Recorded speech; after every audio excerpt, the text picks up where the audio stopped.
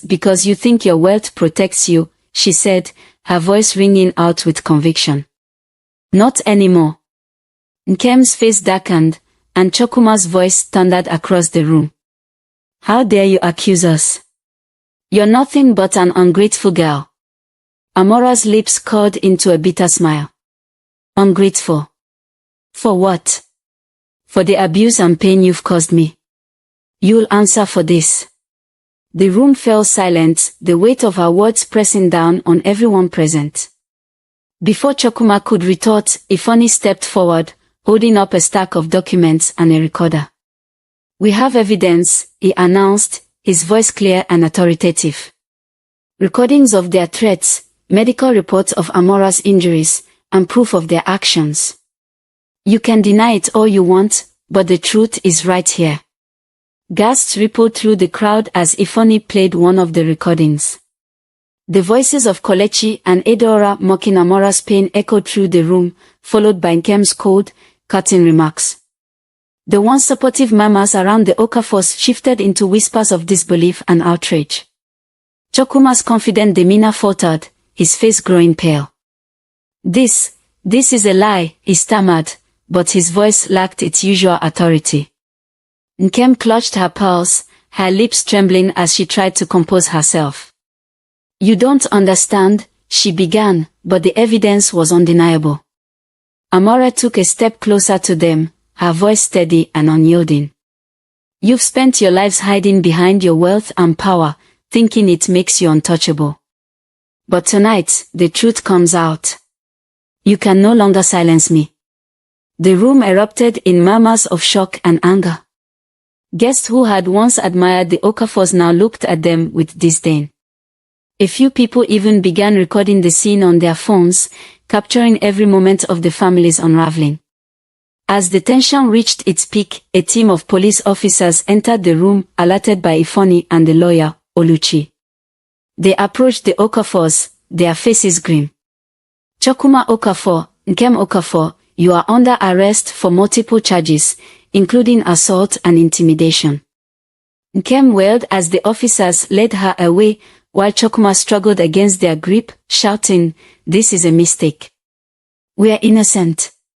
Amora watched them go, her heart heavy but her spirit unbroken. She turned to Ifeanyi, who gave her a reassuring nod. The fight wasn't over, but justice had finally begun. For the first time, Amora felt the weight of her pain begin to lift, replaced by the strength of her courage. The courtroom was packed as the verdict was read, the weight of the moment pressing on everyone present.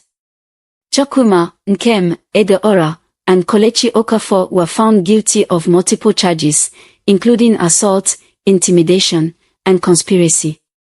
The once powerful family, who had lauded their wealth and status over others, now faced years behind bars. The gavel struck with a resounding finality, and the murmurs of justice filled the room.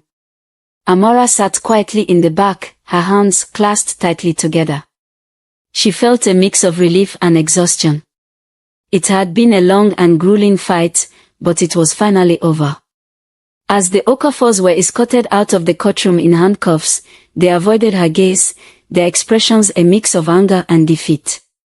Amora didn't need to say a word, her silence spoke volumes. They had lost, and she had won. Outside the courthouse, Amora was greeted by her mother, Ngozi, and Ifeanyi. Ngozi embraced her tightly, her eyes brimming with tears. Amora, your strength has saved not just yourself but so many others who might have suffered in silence, she said, her voice trembling with pride. Amora leaned into her mother's comforting embrace. Mama, she replied softly, I couldn't let them win. They needed to be stopped. Ngozi pulled back slightly, placing her hands on Amora's cheeks. You've shown courage beyond anything I could have imagined, she said, her voice filled with admiration. You've made me so proud. Ifeanyi stepped forward, his warm smile reflecting his deep respect for Amora. You've inspired more people than you realize, Amora, he said. Your bravery will echo far beyond this case. Word of Amora's triumph spread quickly, And soon, other victims of abuse began coming forward with their own stories. Her courage became a beacon of hope for those who had once felt voiceless. Women from all walks of life reached out to her, thanking her for her strength and for showing them that it was possible to fight back, no matter how powerful the abuser. As the weeks turned into months, Amora began to rebuild her life. With the unwavering support of her mother and Ifeanyi, she found solace in small moments, walking through her village, reconnecting with old friends, and finding joy in the simple pleasures she had once taken for granted. Amora knew the scars of her ordeal would never fully fade, but they no longer defined her. Instead, they became symbols of her resilience. She was no longer just a victim, she was a survivor, a fighter, and a voice for change. Her story was proof that even in the face of overwhelming odds, justice could prevail. Months after the trial, Amora's story became a catalyst for change. Her courage to stand up against the powerful Okafor family inspired many to break their silence. She was no longer just Amora Okeke, the young woman from a humble village. She had become a symbol of resilience and justice. Invited to speak at public forums, schools, and women's organizations, Amora used her platform to shed light on the realities of abuse. Her story resonated with countless survivors who had felt powerless for too long. She urged them to reclaim their voices and fight back against the systems that allowed such injustices to thrive. During one televised interview, the host asked Amora what motivated her to take on such a daunting battle.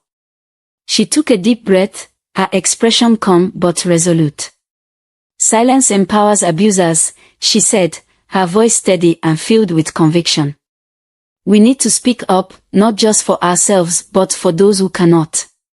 Change starts when we refuse to let fear control us. I fought for justice, not only for me but for everyone who has suffered in silence." The interview ended with a standing ovation, her words echoing in the heart of many. Amora's story wasn't just about pain, it was about triumph, proving that justice and resilience could prevail against all odds.